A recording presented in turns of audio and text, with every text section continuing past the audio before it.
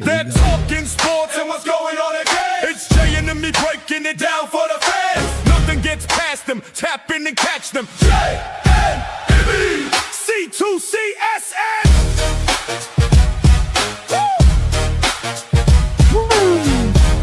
Good evening, everybody. How y'all doing today? You live on the Jay and Immi Show. I'm your host, Immi, alongside with Jay. How you doing today, Jay? Doing great today, man. Doing great today. We got a good show for everybody today. Of course, we're going to discuss the Knicks. We got a special guest today, Mr. Jamar Weiss. Yes, and sir. We got your quick hits. We got a challenge. Jamar Weiss, today, all y'all who don't know. Okay, he's the founder of the Weiss Basketball Training. And I've noticed, just by knowing him for a long time now, this guy, man, anything he touches turns into gold. Okay, yes, so he's probably one of the top trainers out there, not even in the state, I'd say probably in the nation. And, you know, we're going to bring him on right now, and we'll start talking to him about his journey and what he's doing, and obviously let everybody know what's going on in the community. So we can bring him on. Jamar Weiss.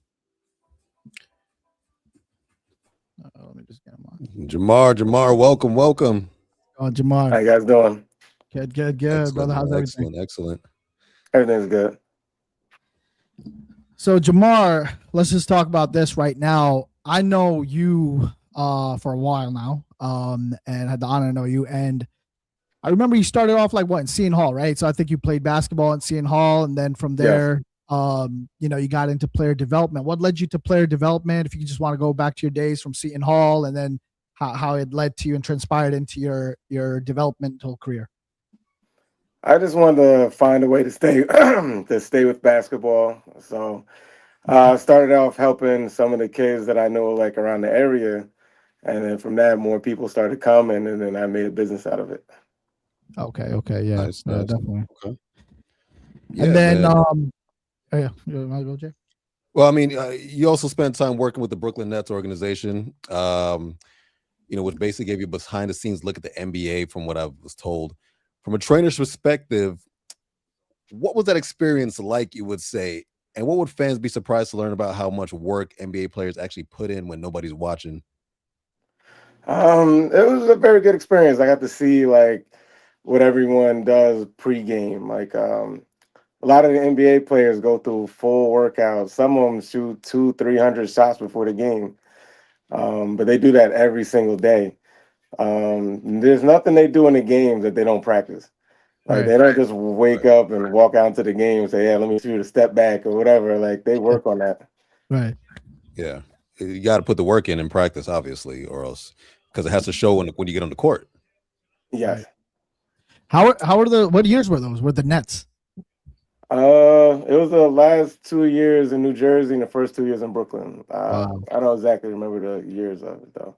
They switched to Brooklyn in let me not get this wrong. I'm pretty sure they went to Brooklyn 09. Was it 09? It was somewhere around there, 2000. Around there. Like, trying to yeah, think. around there. Okay. Yeah, see, with Jamar, I remember I was at Union County College like 2016, 2017. I was coaching there, and I remember I'd call you and we'd talk about, at that time I was helping recruiting for them as well, and you'd always have these guys that you were training, and they were always, you know, top-notch players and stuff like that. You were always right with whoever you gave me basically and advise on who you were recruiting for us. But I would say this kind of leads to where we're going with it. You've coached and trained a lot of top near D1 players, NBA players, and stuff like that. So I guess we'll get right into it with Naz Reid. You know, I remember this very clearly, Jamar. I was talking to you. We were going back and forth on text. It might have been like 2016, 2017, something like that, maybe even earlier than that. And you were going over some of your players you guys had picked up and stuff. And I remember you sending me a picture of Naz. He might have been literally a sophomore at that time. And you told me, you were telling me like, this kid's going into the league. My question to you is, what did you see in Naz at that time? And, you know, as far as training and development, what did you see in him at that time? He just had a knack for the game at that age. He had a very good handle. At he about 6'11", 6'10", almost 7 foot. Yeah. He can handle. He had great court vision. Very good passer. He could finish with both hands. Oh yeah. He can always shoot the ball. That was one thing that people like used to always like, why you let that 7 footer stand, dribble the ball around, shoot threes. But he Yeah, was yeah. just always skilled like that. Like, Yeah. That's And good. I mean, yeah, no, I was just gonna say sometimes, like, go ahead, Iggy. yeah. Oh no, I was just gonna say like, yeah. Would you guys? How far did you guys go with him? I believe we won 2 tournament champions with him, and I think we won some of the sectional. We won a lot, like when he was there. Right. I think we were as high as number 2 in the country, I believe. Damn. Damn. Yeah. Oh, that's pretty high, man. Yeah. That's pretty good. I mean, sometimes you just know talent you just know talent when you see it from the beginning, and you obviously had a knack, still have a knack for that. And Nas Reed is obviously a really good talent at his height and his stature to be doing what he's doing. I always see this guy playing on the court, and I wish nothing but success for him in a long career because he's an excellent talent, and you're a main focal point for that. So that's good. Absolutely, absolutely, yeah. And I see like in recent pictures, he's helping you come into your training facilities and everything like that. So I'm sure, I'm guessing you guys have stayed in touch. And how's your current relationship with him? Yeah, we stay in touch. I mean, he's busy with NBA stuff and running around, and he's in Minnesota now. Right, But he usually comes home for like a couple weeks in the summer. Like I try to catch up with him when he comes home. right, right, right, Yeah, right. Yeah. yeah. Which gets me to, I guess, the next part of your journey, and that is basically Roselle Catholic. And I'm gonna go back to when I was back in my coaching days with Union County College. I remember Roselle Catholic was, literally damn near one of the top teams in the state, and you guys always are constantly producing these Division 1 talents, Division 2 talents, easy, and then obviously some professional talent. So what is it about Roselle Catholic and the culture there, and why you guys always stay consistent in being one of the top tier teams in the whole country? One of it is because we always put extra work in. Like, we always had was there like early. We had kids that would come in afterwards, after the season. They was always putting work in. Right. Like we had a lot of talent, but that talent put a lot of work in. Mhm. Hmm. What what separates players coming out of that program compared to the average high school program? I would say the work that they put in. That's what I said. Like we had guys that would come in the morning before school, like Isaiah Briscoe and Simeon Wilcher, and they would come in early in the morning before school, work out, go to school for the day. After school, come back, weight room, or they would come back and get more shots up. You know what I mean? But they would do that every day almost, and that kind of work is what what I mean equals the results that we were having. Yeah, got to put the work Yeah. in again. You got to put the work in. One of our fans, J Rod, put Big Jelly as well. One of the players that came Yeah. out of the Big Jelly. Shout out, J fam. Shout out Big Jelly. Yep. Yeah, so I want to go back to that then, Jamar. Do you feel like, you're getting some of these kids coming in, they have aspirations, very high aspirations. They want to go deep. They want to go maybe D1, D2. What are you telling these kids? Are you telling them it's all work ethic? Is it, how much is it physical? How much is it technical? How much is it learning the game, being a student of the game? Is it what are you advising these kids? What is it? It's a little bit of both. So like you definitely Okay. have to put the work in to have the right skill set, Right. but then it's also the mentality of it. Where like some kids think it's like all about scoring or it's all about this. When a lot of the college coaches are looking for guys who are ready to play now with other players. So like right now it's about being efficient, taking the right shots. Also about making the shots, you know what I mean? Or Yeah. making other players on the team better, like being able to make the right passes. So also being a willing defender, showing the effort on defense. So like you have to do a lot of different things, especially in the climate now with Yeah. NIL and all the transfer portal, where they want high school kids to come in ready to play. They don't really have time to teach you how to play the right way, Right. if that makes sense. No, that makes sense. That makes That's sense. I that's mean, solid, man. Real important. I feel like you've been around, a couple different generations of players. How different would you say are the kids today compared to like the 90s players or the 2000s players? Any specific difference you would say? There's definitely a You say difference. The '90s kids were a little tougher. You know what I mean? Like a little mentally tougher. Like where like they're used to coaches yelling at them, and you right. know what I mean? Like going through adversity and stuff like that. Even in the 2000s or whatever, like those players are still more like Yeah. when go through more adversity. Yep. Where like now the kids now is. You got a I'm baby. not saying they're soft, but they don't you really. say this often. They soft as hell. Nah, like they don't really go through adversity as well, or they don't handle Yeah, adversity no, as I'm just well. joking. Yeah, I mean Yeah. these kids today, a lot of them, that make it to the league, they're not going through like struggle stories like the great players that we grew up with. They had a struggle in childhood, maybe a single parent childhood, maybe they lived on the street, maybe they didn't have enough to eat. A lot of these kids, they come from, two family homes, they have food on the table every night. You could only, and this is opinion based, but you could only be so tough based on your circumstances growing Right. up. Right. You And know, you that's can what I'm only saying. get so far that way. Yep. Yeah, or like kids were playing to try and make it out of that situation, or like, Yeah. so Yeah, I'm gonna yeah. take more. You know what I mean? Like I'll take more yelling, or I'll take more whatever than the kids now who, like, if I didn't play, I'm fine. You know what I mean? Like Yeah. Which is my crazy. parents didn't pay for everything. I'm set. Like my parents could pay for college. You know what I mean? Like Yeah. so it's a little different. It's different, No. man. And that just doesn't go with sports. I guess that goes with kind of everything that transcends into everything that, you're only as tough as how tough your childhood was. It's Right. not that doesn't work for everybody, but I think for the majority of people, you have a tough life growing up. You should break through that shell. And if you break through, you're going to be better than you were supposed to be, if you were able to Right. withstand that.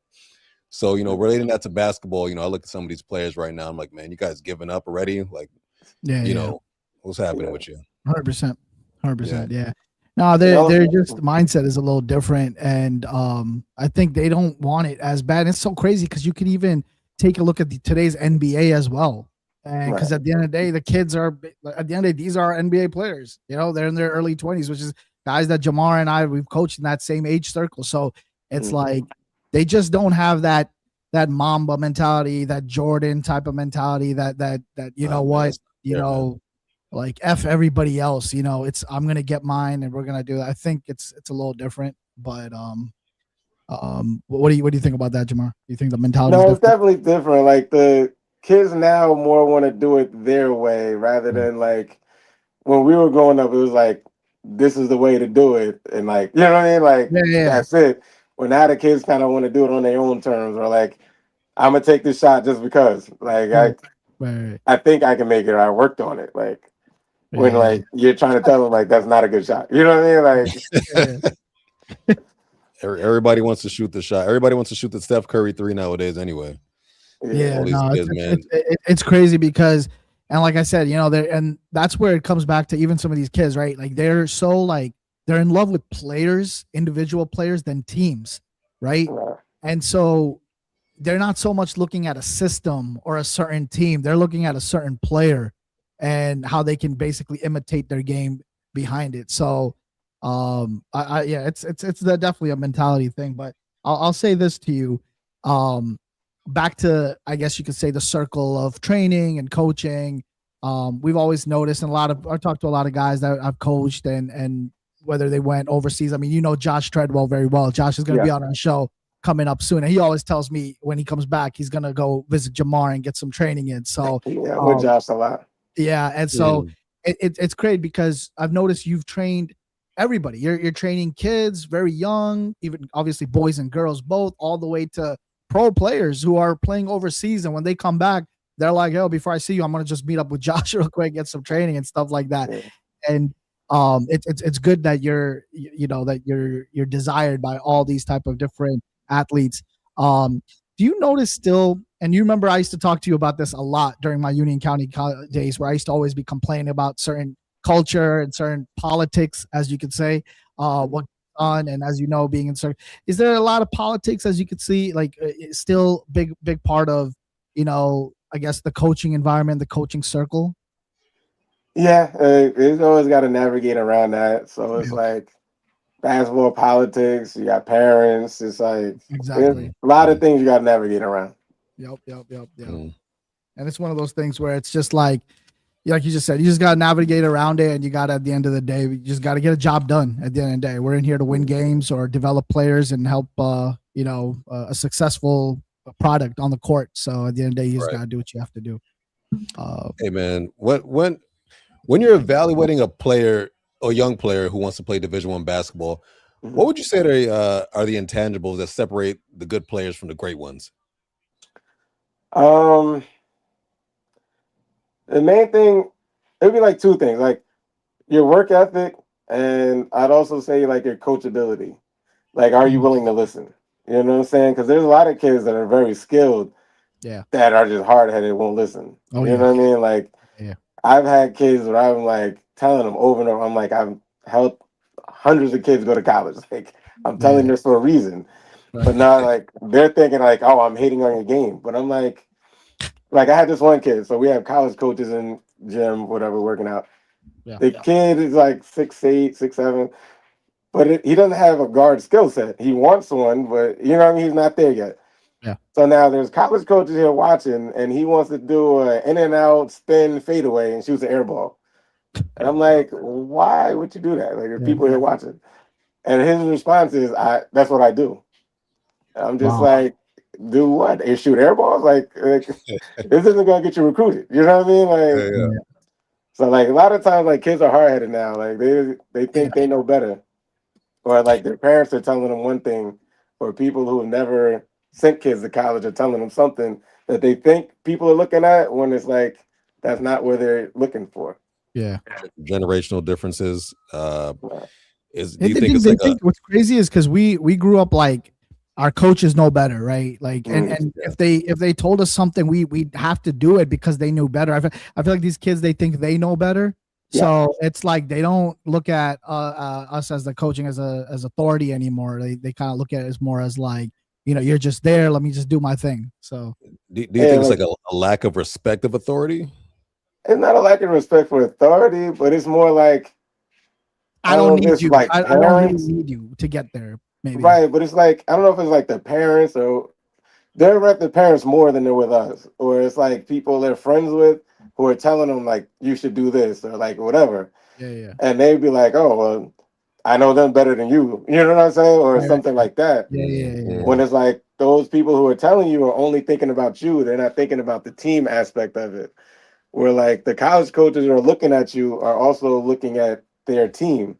Right. Like, this is their paycheck. Like, I'm not bringing you in to mess up my paycheck. You know what I'm saying? So like, I need to be able to bring you in and have you work well with the people who are there already.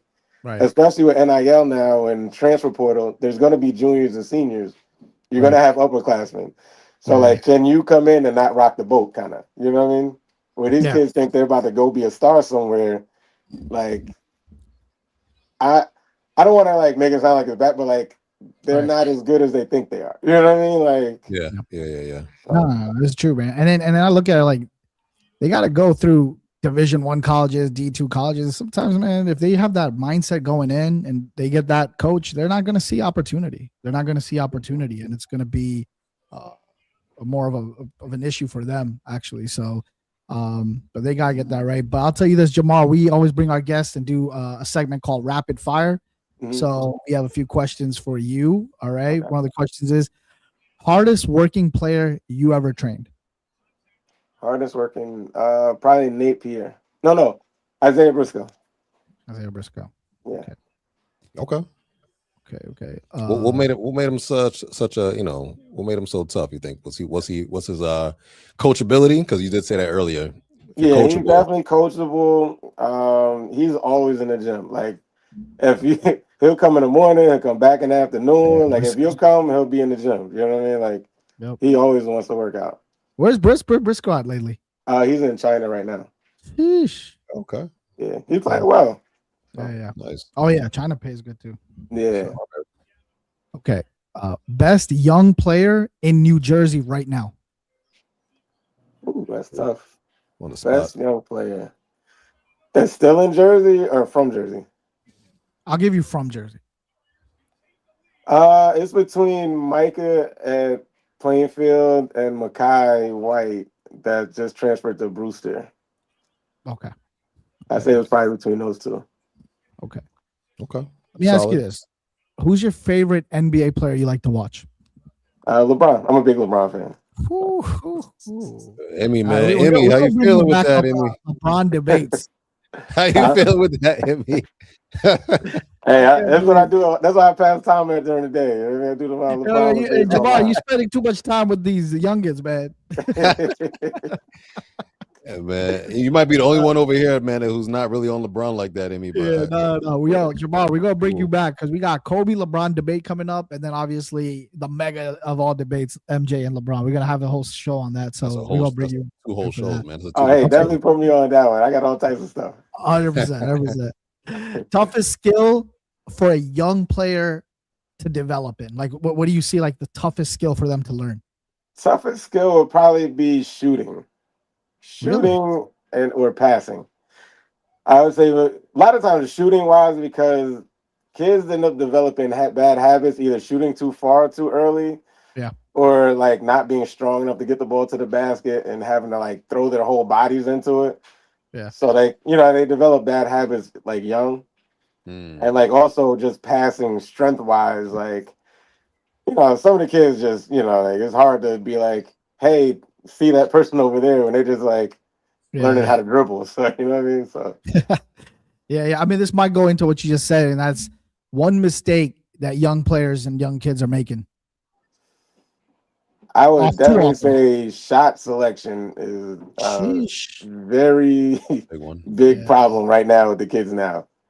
Like a lot of the kids now take a lot of bad shots for no reason, just force step backs and stuff over 2-3 people. And I'm like, you might have an argument for it if you're making them, but a lot of the kids don't make them, and they're just shooting them to shoot them. And I'm just like, why? Like, it doesn't make any sense. Everybody wants to be like Steph.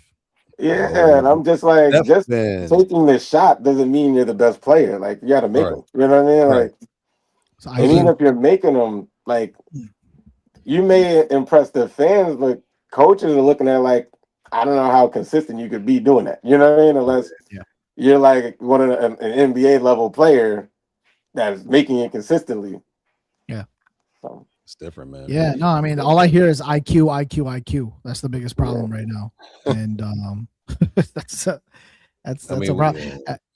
Let me ask you a question just off the topic. How good are these kids with learning the system? And do you feel like Roselle Catholic and a lot of these top tier teams, are they running a lot of system, or are they just letting the kids do their thing? Is there a lot of that type of offense? What do you know? Because you know how it is sometimes, just like the NBA, the league changes and coaches have to develop to different things. Back in the 90s, it was more of a slow tempo game. You go in, you feed the big, and if he gets double teamed, he kicks it out and they run from it. Then as you see, once the Phoenix Suns came about with D'Antoni, it started becoming into that fast paced run and gun type of offense, which I love, and I usually run that type of same offense. But do you notice that are we moving away from like a systematic type of system, I guess you could say, in the high school level, or is it still there, and how do the players adjust to it?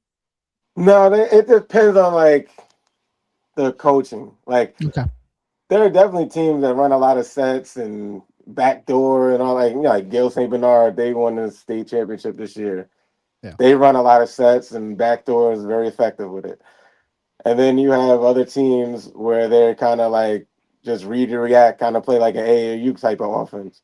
Right. So I mean, there's different types. Like at Rosa Catholic, they have a lot of sets in, so like they're more of like you run kind of a system.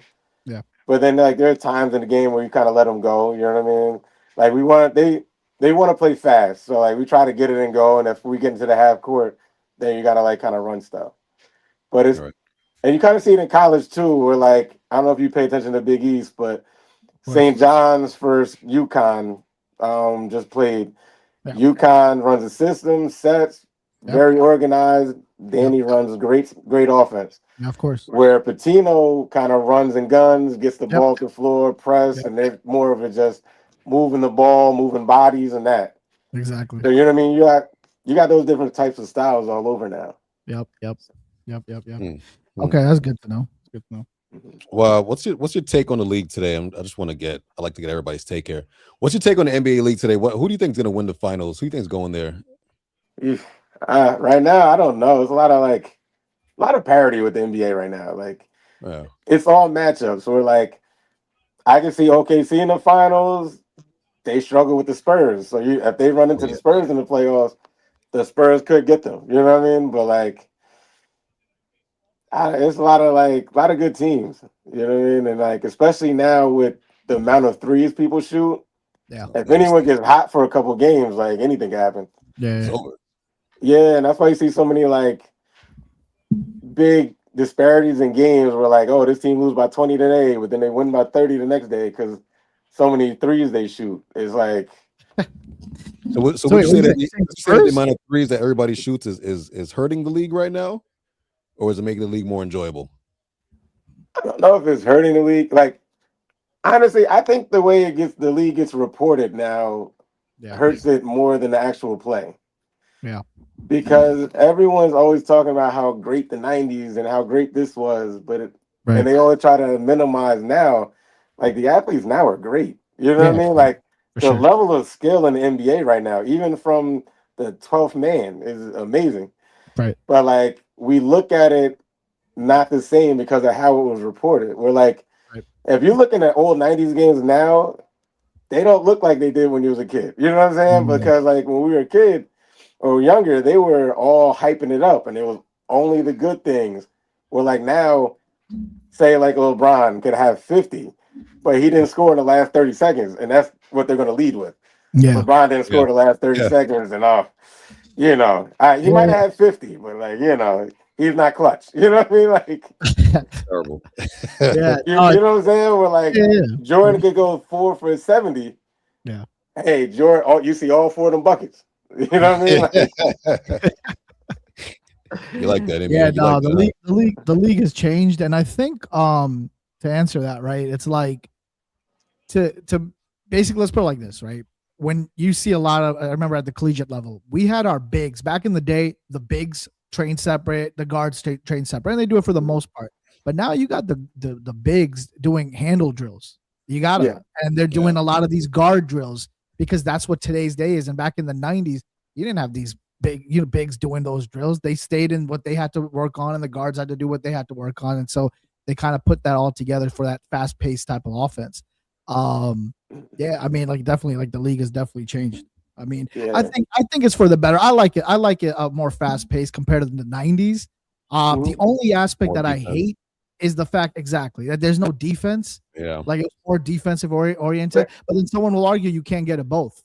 I would like to argue that too. Like, there's a defense being played. Like, the guys now are just really skilled. So, like, in the 90s, you always have 2 players on the floor that couldn't score.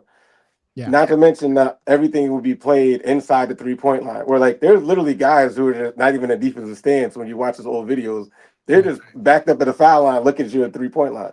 So now you got the point guard who's just bringing the ball up to run the offense. He's not looking to score. You'll have a forward like Dale Davis or something that's out there for defense. You know what I mean? Like rebound and rough you up in the paint.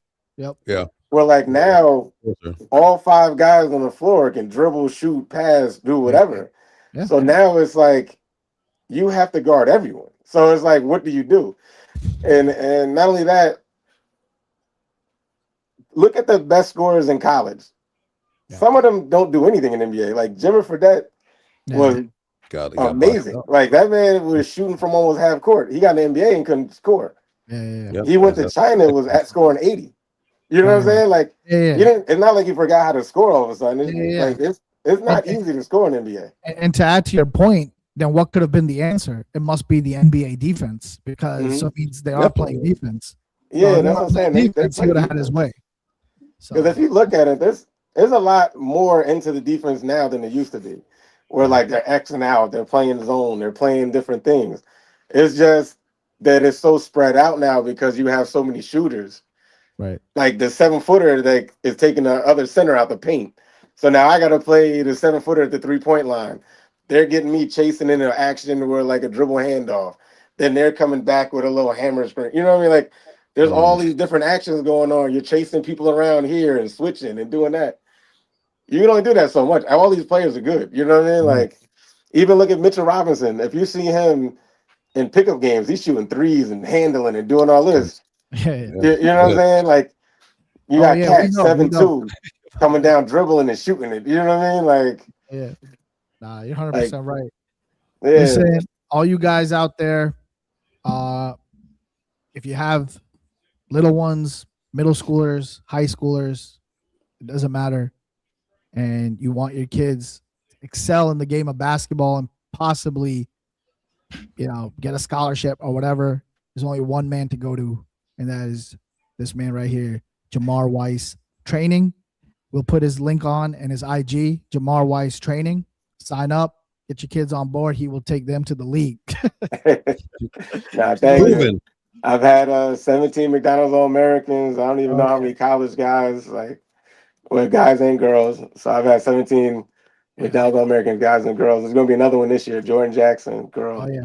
Yeah, man, we'll be following it along. We'll definitely be following it along. And you know what? The one thing I was telling Jarrell when I was talking about, he was like, this guy just has the eye. Everybody has they can always assume stuff and hope for the best, but he's always had a good knack for finding good talent and understanding not only how to develop them, but to see where they can go. And you always push these kids that, sky's the limit, which is as long as they put their hard work and effort into it and they listen. Like you said, the biggest thing is that as long as they listen, like we said, sky's the limit. So, Jamar, it's been a pleasure having you on the show. Hope you have a good time on the Jay And Immi Show. No, definitely. Thank you for having me on, guys. You have a great show. Of course, man. Listen, man, we're going to bring you back on the LeBron debates. Just letting you know.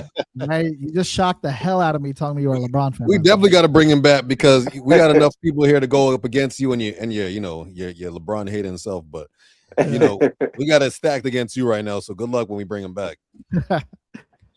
Sounds good, Jamar. Jamar, you have a good night. Take care. Yes, sir. You too. Night, thank you again, guys. Yeah. Right, take care, man. Take care. All right. That was Jamar Weiss from Weiss Basketball Training. And we will drop the link on his IG and everything like that. And yeah, man, this guy, he's a pleasure to know him for a very long time, especially during my coaching career. Always someone I would always talk to about different aspects, whether it's recruiting or training or just even talking about the game and trying to get into these kids' heads and all of that, the psychology aspect of it. Right. It all goes together. So definitely good having him on the show. Now, what's going on with the New York Knicks? Oh man. So during the interview, I kept my eye on the game because I knew we were going to go to that next. I know J-Rod was sitting there waiting because he was probably watching the game as well. Yep. And we pulled it out. We won the game, but it was not pretty. We played an undermanned Golden State Warriors team. We should have, beat them by at least 20, 25, 30 points. We should have beat them like we beat the Nuggets the other night. Right. We won by 3 points. On the last play of the game, Golden State ended up fumbling the ball. They had a 3-pointer and they fumbled it, turned it over with 1 second left to go, and we took it right off the clock. But before I get to any of that, let's take a guess. I'd like to do this with you because this is pretty fun. How many points did Mikal Bridges have? Okay. Okay. And give me his field goal. Give me his field goal percentage too. Okay. We're playing literally a Golden State Warriors that it's basically a freaking G League team right now, or D League team, whatever the hell it's called, because there's no stars on the team. So he's playing all basically bench players. So maybe he came with 14 points off of 27, 28 minutes. Okay. Well, what does percentage be, you think, maybe? Maybe like Any guesses? 44%. Okay, all right. That's not a bad guess. It's wrong though, because he had 7 points on 3 for 10 shooting. 7 points on 30% shooting. 3 How rebounds. many minutes? That is How many horrible. minutes? How many minutes? Yeah, Yeah. his usual 21 minutes. Josh Hart had 7 points. But yeah, he would have 12 rebounds to go with that on 3 for 6 shooting. You see the difference here? Again, another game. This might be the 4th or the 5th game in a row. Maybe the 5th. Oh, Mikal Bridges is drowning right now in the New York Knicks right now. He is drowning. Okay. Why can't they get rid of him?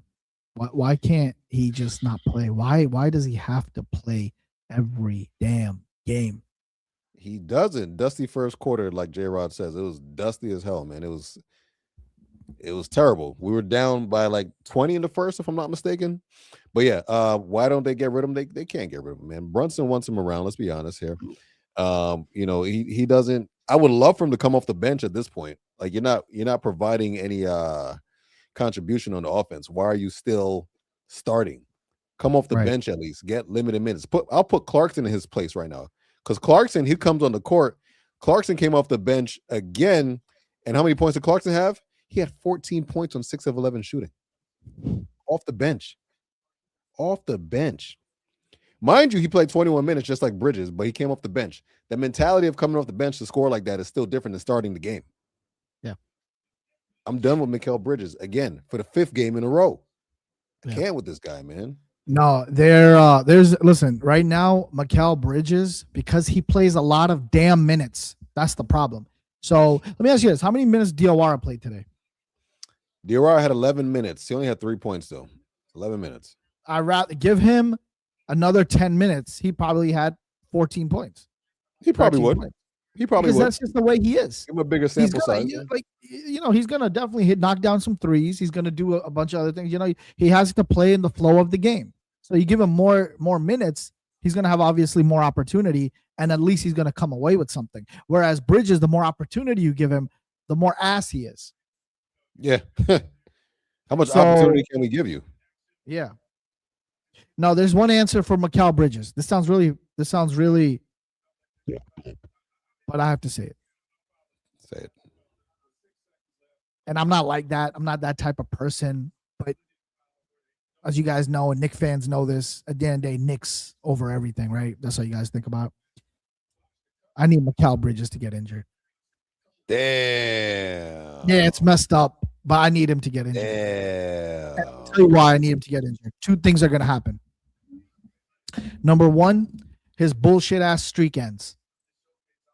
Yeah, and so therefore, which I really believe, this is the whole thing. I really believe Mikal Bridges wakes up every morning not caring about how many points he's going to score, not caring about how many wins, how he's going to contribute to the team. I think he goes, and as soon as the tip-off happens, he's like, yes, I did my job. I played my streak is alive. Okay. And then that's it. His goals are that's it. And yeah, he might score whatever. Let's see how the game goes. But then he plays soft as shit, doesn't want to get hurt, doesn't want to do anything crazy because he doesn't want to get hurt because he doesn't want to end his streak. The streak needs to die for Mikal Bridges to revive. Okay. I feel you on that wholeheartedly. I feel you on that one. The streak needs to die for Mikal Bridges to revive. Yes, I feel you on that one. Again, I never really want to see anybody get hurt, but in this instance, if it's gonna help him get out of that, I need to do my Iron Man thing. Yeah. Something light though, maybe like a pinky injury. I don't know, something light, nothing crazy. Bro, nothing of the lower extremities. Bro, who brings him to the game, bro? Who brings him to the damn game? I'm gonna find out whoever brings him to the game and pay him and get his ass like late. I don't know, just dude, he doesn't need to get hurt. He just needs to not play, bro. Like whoever brings him to the game, get lost on purpose, man. Go ahead, bro. What's crazy is his ass. Well, he probably gets there like 3 hours before, just to make sure his freaking streak doesn't die. I'm telling you, the streak means everything to him. Yeah. The streak means everything to this guy. Yeah. Okay. Yeah, So, this is the problem with the Knicks. So, or at least with freaking Mikal Bridges. Yeah. yeah. Who was it's a our big top problem. scorer today? Oh, JB. JB had he had 30 points. JB had 30 points, 35 minutes, 9 for 20. Solid game, just a shade under 50%. Okay. Coming up in second, we had Towns, my boy Towns. It's my boy. 17 points, 12 rebounds, 7 for 12. It's a solid Oh game. yeah, man. Towns has changed his ways, man. He's changed, man. He's changed his game. Yeah. Yeah, solid. Towns Man. has definitely turned into our main two, and that's exactly what we need. And he needs to continue to do that going into the playoffs. But I'll tell you this, man: if you're a New York Knicks fan, you're out there. This is not looking good. You basically lost to a team that had nobody, like even quoting J-Rod, a junior varsity team. Yeah. So you lost to a JV team, or sorry, you beat a JV team barely. Yeah. barely, and you almost lost to them. And you're full freaking stacked. Who are we missing today? Josh Hart? No, Hart play, baby. Hart play 7 and 12. We're missing McBride, but we've been missing McBride forever. Okay. So we had a full roster and we barely lost to them. Yeah, we got some problems in New York. New York, you got a problem. And it's not looking good. Man, I wouldn't be surprised, bro, if the Knicks. I wouldn't be surprised right now. You're gonna laugh when I'm about to say. I wouldn't be surprised if the Knicks are in the play-in. Whoa.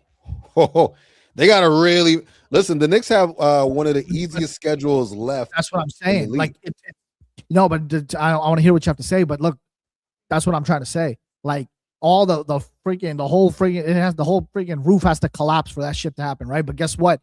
I wouldn't be surprised though. That's what I'm saying.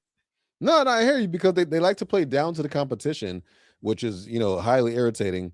But they have one of the easiest schedules left. They have Indiana on Tuesday, Nets on Friday. Then they have the Wizards, Pelicans. So that's 1, 2, 3. That's 4, right? After that, they have the Hornets. The Hornets are tough. Then the Thunder, then the Rockets. So that's 3 straight games that are tough. After that, to end off we're in April now, Grizzlies, Bulls, Hawks. 3 more they could take out. Boston, that should be tough. Toronto, we usually have Toronto's number, and then the Hornets again. So out of all those matches, I'll say 1, 2, 3, 4, 5 that if we lose, then it'd be warranted. Other than that, the others we should win. Should win. Yeah. Don't lose to these bottom of the barrel teams. So I don't know, man. They're definitely not. What were they right now? In 3? They're in third place. They kind of have that locked up, and I'm not mad at that, but that's just a collision course with Boston in the second round. That's all that is right now. Yeah, you know that, right? Yeah. Look, obviously, I'm just freaking joking about the dropping into the play-in, but they honestly, man, this Knicks team doesn't look good, bro.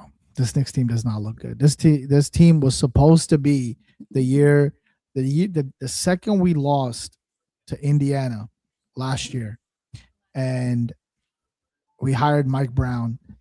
It was about, this is the team that's going to go to the finals. And honestly, we looked like it before the trading deadline. But then these other teams made some moves. Yeah. And Tatum came back. And now it's like, you're not the only team. You're not the only freaking the game in town. So now you have others to answer to. And it's, once again, it's not looking pretty. I'll tell you that much. So New York Knicks. I don't have faith in you guys. And you know what? I'm going to say something I was telling Jarrell earlier. Like, I'm not going to get freaking heartbroken. You're not going to play with me like that. So don't get heartbroken. No. So, and I only will if I really have these things where, like, these aspirations where we're going to win the finals. This is our team. This is our year. And then next thing you know, I'll tell you what, take Mikal Bridges off this team, and then I might start feeling better about this team. But you've been a fan long enough to not get heartbroken if this team doesn't make it to the finals. Let's just be honest here. You know what this team has to offer, and what You've been heartbroken so many years that another one. You're prepared for the heartbreak. I don't care if we're number 1 seed in the East with a freaking 75-7 record. You're still like, still might lose, and that's just that. That's just how it is being a Knicks fan. Yeah, you know what's funny about that? We spent a lot of years though not even making the playoffs. So as a Knicks fan, so honestly, bro, I was heartbroken, but not really heartbroken. It was just that we didn't make the playoffs, so it was just like, we just suck. But Yeah, a heartbreak is giving me freaking aspirations that we're gonna win this year, and this is gonna be our year. We finally can say the New York Knicks are champions, and then not do it. That's more of a heartbreak. But right. man, we'll find out, man. We'll find out. Waiting for the NBA madness from J-Rod. That's what he said. It's coming. It's coming. Playoffs are coming, man. That's when it gets crazy. We all know this. Let's see if the Knicks are, maybe they're pulling our leg. Maybe they're just, taking it easy. Maybe Mike Brown's like, listen, guys, just don't go all out. Win some, lose some. It's okay. But once the playoffs are here, kick it up a notch. And the New York Knicks are winning this shit. Let's go. Immi, drop the link in the chat for anybody that wants to call in. Listen, guys, you guys want to call in? This is the time. Obviously, it's a Sunday night show. We're gonna keep it a little short today, but I'll tell you what, man. You guys, we had Jamar Weiss on the show today, former Nets trainer, Yes, Roselle Catholic, and has some good insight for us today. Around not only around the league, but I can't believe he's a LeBron's fan, bro. A LeBron fan. Bro, he's older than me and you, bro. Listen, man. He knows greatness when he sees it. The man knows greatness when he sees it. All right. Anyways, clearly, you don't have that ability to know greatness when you see it. I got to see Michael Jordan play. Trust me. Michael Jeffrey Gamblin Jordan. That was fun. Okay. He's still the greatest. Kobe. Let me ask you a question real quick before we get to the next segment. Kobe or LeBron? What? Nah, bro. In terms of, you got to break it down. You got to break that down, man. In terms of like just overall ability, in terms of passing, in terms of scoring, in terms of what? Because that's hard to answer straight up. Okay. You got to break. Okay, bro. Right now, you got your 4 players already picked. You need one more spot. It's Kobe and LeBron left. You want to win a chip, bro? I'll give you this. Game 7 NBA Finals. Mm-hmm. You already have your 4 guys. Whatever they are. 4 guys. There's a lot of factors that are here, man. I'll make it easier for you. I'll make it very easier for you. Okay. It's just your boys. Not even NBA players. Just your boys. Okay. And you're in a final championship game. You got opportunity for Kobe or LeBron. Who are you picking? And you got to win this championship. Let's go Mamba. There you go. That's it. That's all I got to hear. There you go. J-Rod. Ha Kobe. Let's go Mamba. Yeah. But that's not taking away from LeBron though. But let's go Mamba. That's right. Black Mamba, baby. What do we got in here? Do we have I think the challenge today is you have the challenge, Jay, up there? We don't have a visual challenge today. Oh, okay. We don't have a visual challenge, so I'm just gonna basically I'm gonna ask Jay. We'll put the visual up later, but I'm gonna ask Jay, and you guys can chime in. Yeah, Kobe did play in Italy. Yeah. All right, Jay. Top 6 answers are on the board. At least on my paper. Name the top 6 NBA players under the age of 25.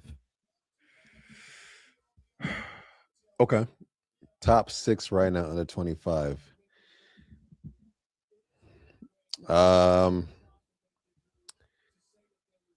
We got to start with Cade. I know he's young. He's got to be up there. Cade is on the list. He is number 5. Okay. Damn, there's 4 people better than Cade. Is Brunson 25 or under 25? He might just be 25. Brunson's not on the list. How old is Brunson? He might be. I think he's older than 25. He's I mean, these older. guys could still be under 25, but they're not top 6 players. Oh, yeah. Okay. Oh, Brunson's 29. I am insane. Okay, never mind. Way off. Take it back. All right. Ant-Man. Ants can fly. Ant-Man's on the list. He's number 2. That's my guy. Okay, he had to be there. All right, so 2, Ant-Man, Cade, 5, and we're doing top 6. Jesus. Wemby.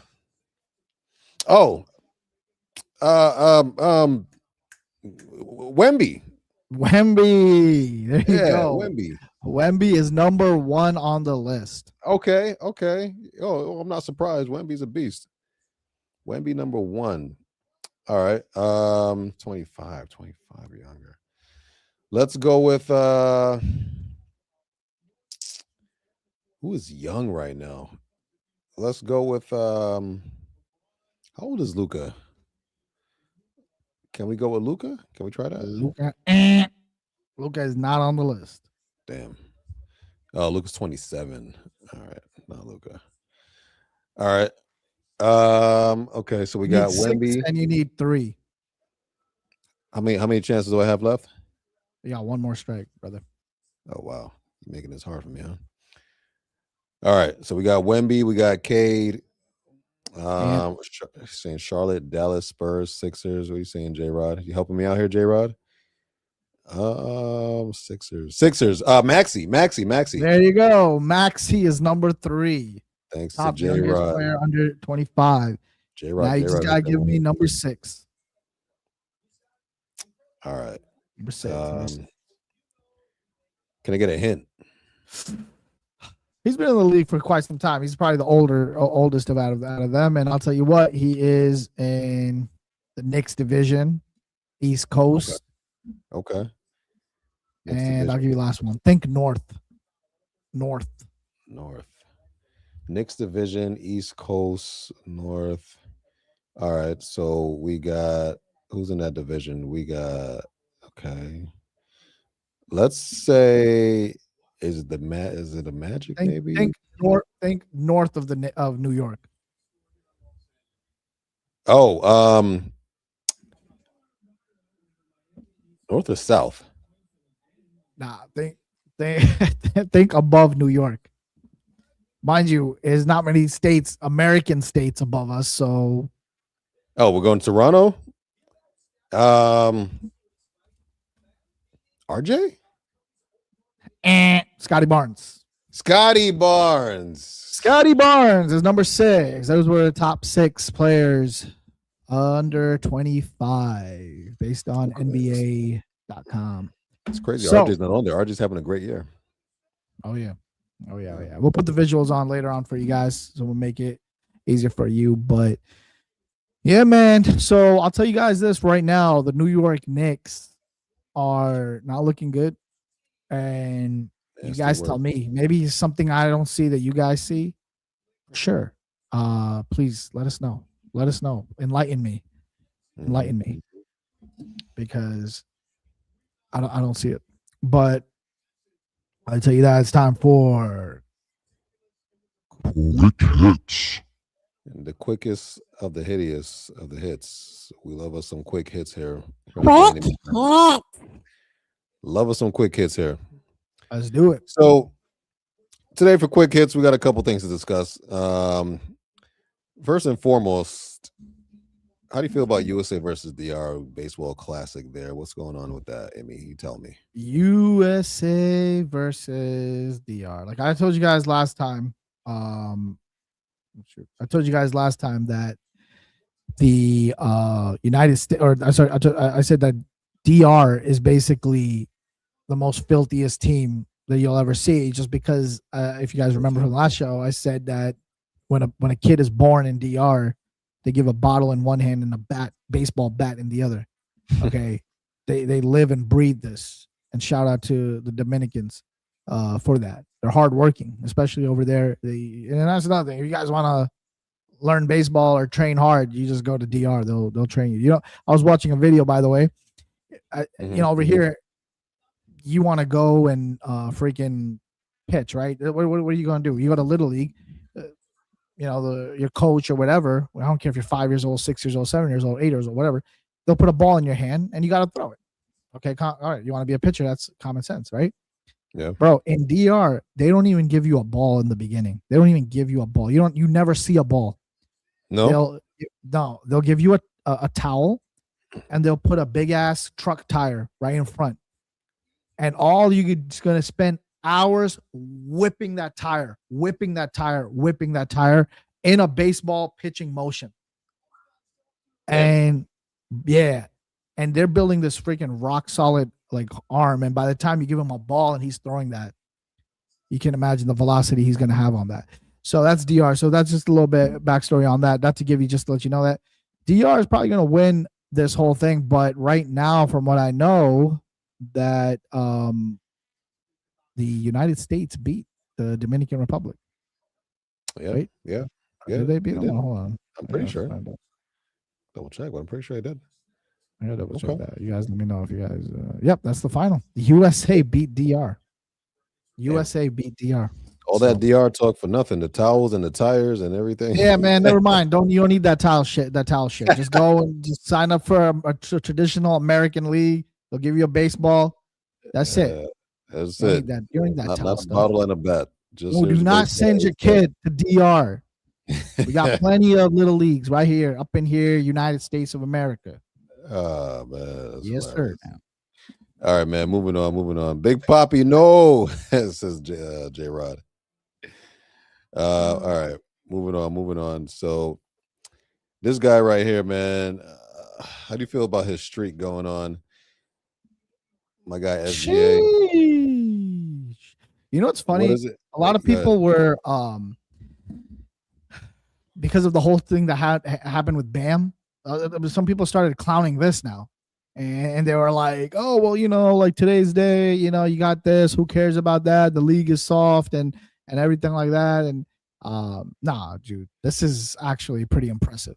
Like, 128 straight games, dude, and the one he got today, he got that in the closing seconds, bro. He shouldn't have had it, but 128 straight games of 20 plus points is kind of nasty, bro. Yeah. Hey, if anybody's out, if Mikal Bridges is out there, this is what you call a damn streak. Yeah, This this is a is a real streak. streak. This is a Don't real show streak. up to the game and run cardio up and down the damn court. Go on a damn treadmill and do Hey, that. Mikal, this is a freaking streak, dumbass. Okay, not your This is how you do freaking. it. I'm gonna play for a little bit and just run around like you just said and do shit and actually make it worse for the team. No, this guy's contributing to the team, leading his team, and actually being the big focal point of his team's success.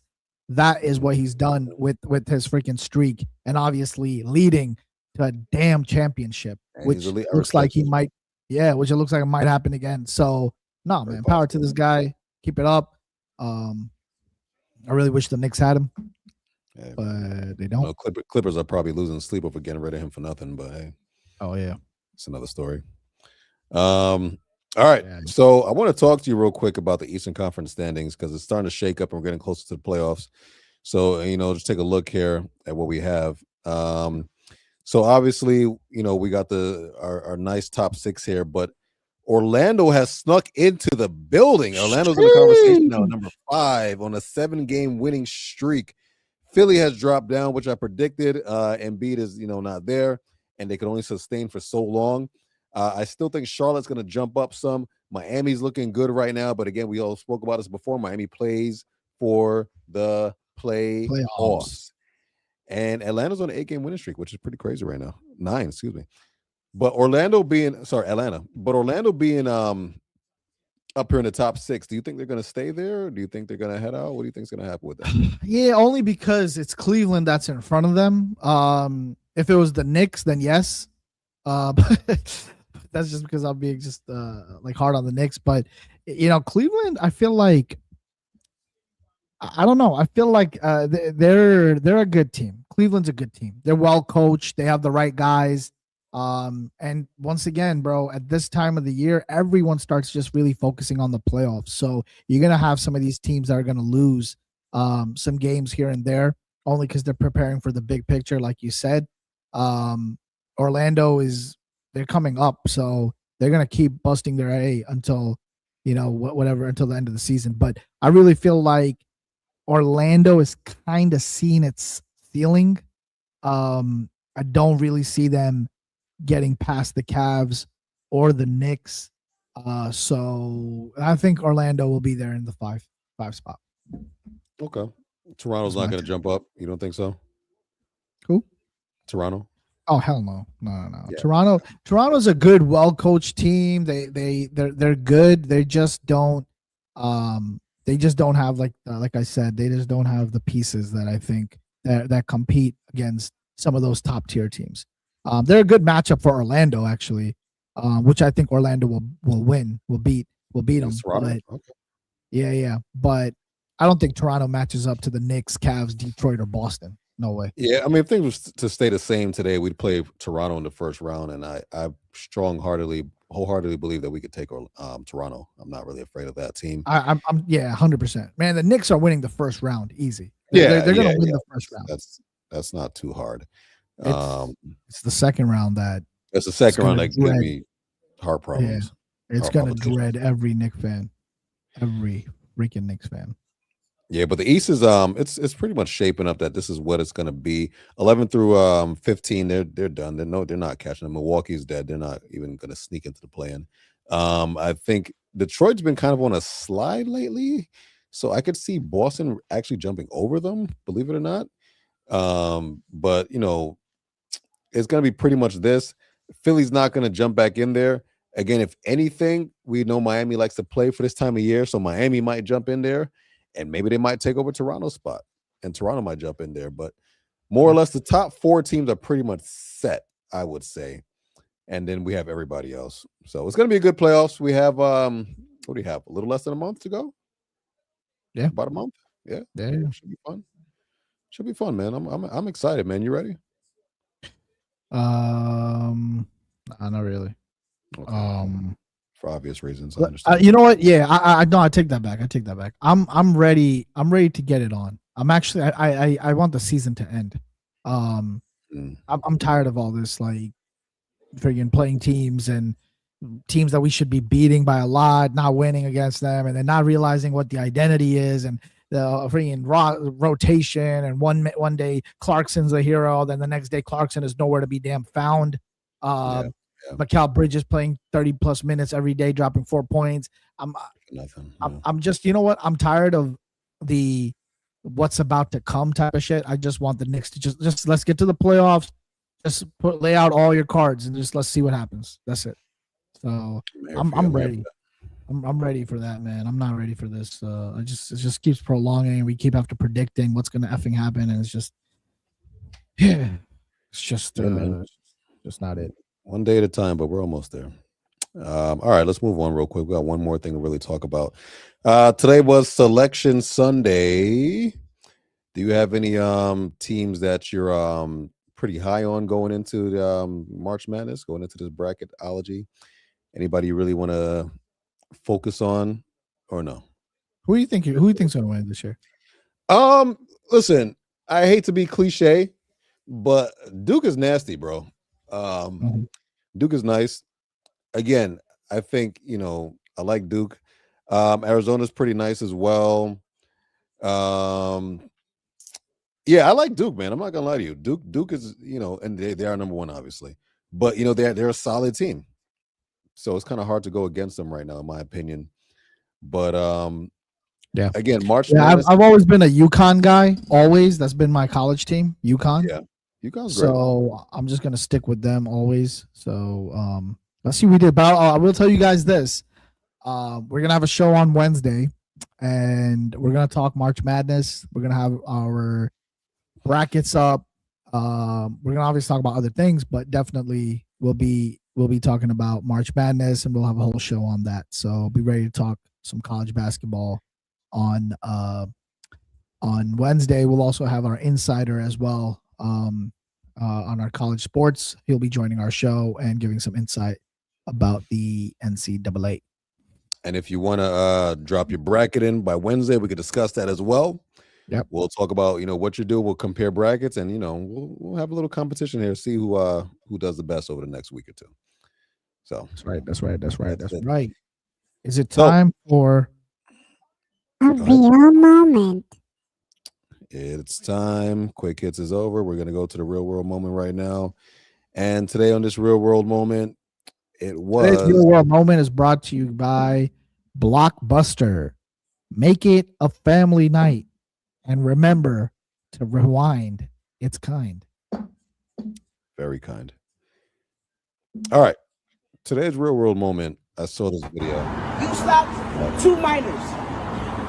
2 minors. I would like for both of them to come stand right next to me right now. Here's one. Who's the other kid? Who's the other kid? Who was just sitting? She get him?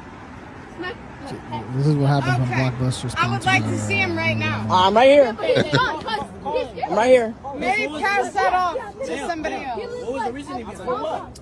Yo, because she somehow talked over her name or something. Why did I smack you? I don't know. For no reason. I was just standing there. Oh, girl, not swimming, by the way. Let's be real.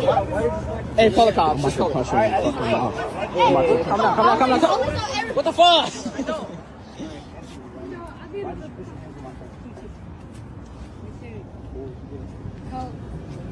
Yo. We could. Yo. Hey, what the fuck, nigga? Nigga, you're tripping, bro. Ooh. Wow.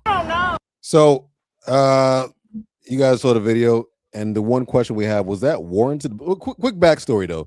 She smacked 2 minors. From what I'm being told here, what the story happened. No rhyme or reason to it. She wouldn't give any rhyme or reason why she did it. She's just smacked 2 children who she doesn't know. This guy right here was obviously trying to stick up for them. And, they say, you shouldn't hit women. And I strongly agree with that. I have a daughter. But this girl right here, after smacking those kids, it might have been his siblings. Who knows? Might have been his friends. I don't know. Did she deserve that? Is a question that we want to ask to the viewers right now. He also gave her a closed fist punch. He could have gave her a smack back, obviously, because, he's, just at that age, the man is stronger than a woman. He could have gave her a smack back. That that would have been equal right there. Yeah. I think he went a little above and beyond, if you want to ask me. Or at the end of the day, man, call your sister, man. Call some other girl to take care of it, man. I don't know. But what do you think? That's a good one. Yeah. So I mean, look, this woman she was like hella arrogant. She looked like she had no remorse. She was talking about like how she slapped these kids. Obviously, these kids, I don't know what's the relationship with that guy and those kids. Maybe he was their older brother. Maybe he was, I don't know, their friend or whatever it was. So obviously he felt like, he wanted to defend them or something like that. But, I watched the video multiple times and she's like very arrogant. She's like, yeah, like I did that. Like she's just standing her ground. But, can he put her hands on? Can he put his hands on her? Yeah, he overdid it. Like he shouldn't have done that. He could have scared her. He could have talked aggressive with her. Because even give her a little push. Yeah, maybe even a push, something aggressive. Because I get it. She's being arrogant. She just doesn't care. He wanted to like basically put her in her place, but at the same time, like, yeah, you can never put your hands on a woman. That's just a solid rule. Yeah, if you're a man, don't put your hands on a woman. Trust me, man. I know. What if? Get your mom. She could have done that. Yeah. Yeah. There you go. Here's a scenario. Never put your hands on a woman. I believe that. I have sisters. I have a wife. I have a daughter. I strongly believe that. Yeah. What if this woman's putting her hands on you, like closed fist punching you? Boom. Right. Left. And this isn't no regular woman. She may be built a little bigger. Maybe she's built like an Angel China. Reese. I don't know. Like a China, like an Audi Crooks, Audi Crooks. Maybe she built like an Audi Crooks, and she's blowing you, giving you blows, left, right. What do you do then, man? You just take it. You're like in an elevator too. You can't get away. What do you do? That's just bad, bro. Yeah, because I'm just laughing because it's funny because these are kind of like dude built type of women. So it's like how do you not like fight back and whatever? But I think at the end of the day, if it is a woman, okay, it's classified as a woman, and that's how women should be. And I think You can't put your, yeah, you got to defend yourself. Obviously, not going to get your ass kicked by a woman, but you're going to just try to escalate. You're going to not try to escalate. You're going to, protect yourself. And then you got to just get out of that situation. I mean, I'm going to tell you why. I'm going to tell you why. Because at the end of the day, women, they don't tend to, when they're in the heat of the moment, when you react like different than a man, a woman reacts different than a man acts, and so at the end of the day, like by the time the woman realizes she's gonna be hurt, she's gonna be a woman, even if she was acting like she was a badass man. At the end of the day, she's gonna come to sense that she was like, oh my god, like I'm a woman, and so then now you're at fault. So that's why it never will make sense logically for you to ever hit a woman, even if a woman's trying to fight you or trying to punch you. It won't ever make sense. So it's better to, and this last thing I want to hear what you have to say.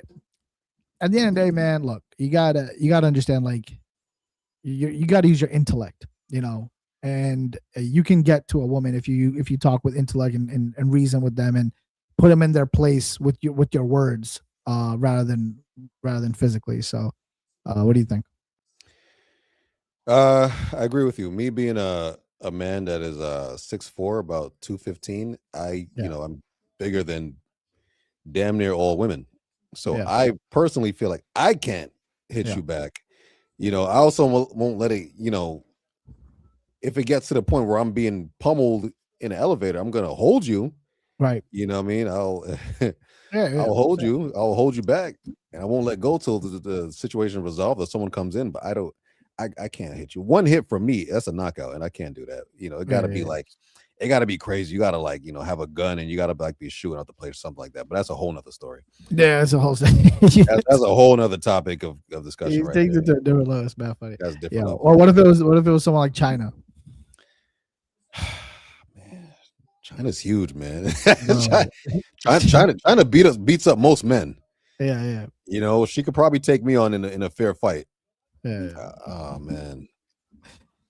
That's hilarious. But yeah, man, the moral of today's real world segment is, guys, don't put your hands on a woman. That's just what it is. You got to use your intelligence. You got to use your words. You got to do whatever you can.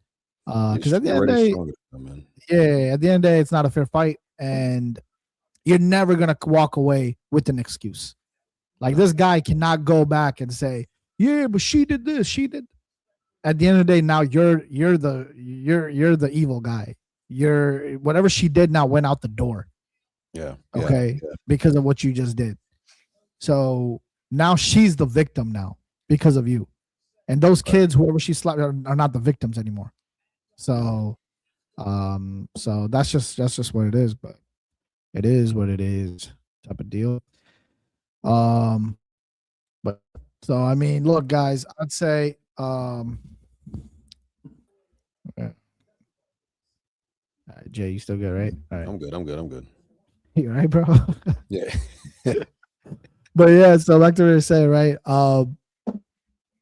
It was a good show. I'd say Jamar Weiss is definitely a good insight having him on today, and we'll have him back for the LeBron debates, guys. We're gonna have a special debate show. It'll be Kobe and LeBron. We're gonna start off with Kobe and LeBron first. Okay, we're gonna take a lot of callers. I know we're gonna have a lot of callers set up ready for it. And what we'll even do just for this show, we'll put multiple callers on the stage as the debate is going on. So we'll make it a little more intriguing like that. But we'll start off with the LeBron and Kobe, and then we'll eventually get to LeBron and MJ. But those are yet to come. We'll have more guests next week, or this upcoming week.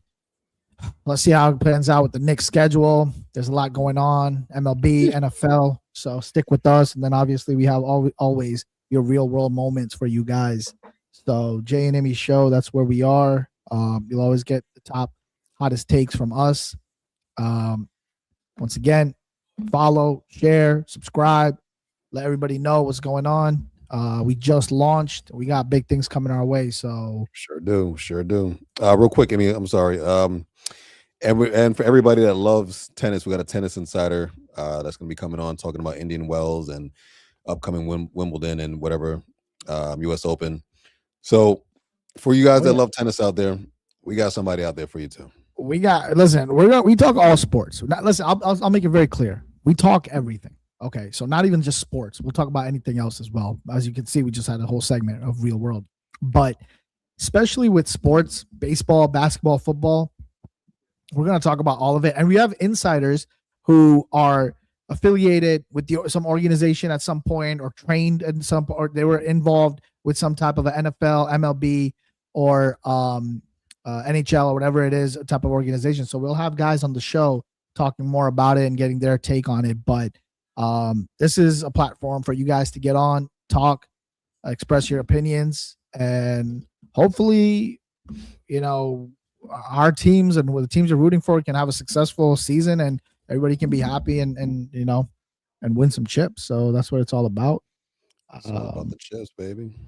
It's all it's about, man. The chips. The chips. So for Jarrell, this is Immi signing off. I will see you guys on Wednesday. Take care. Have a good evening, everybody.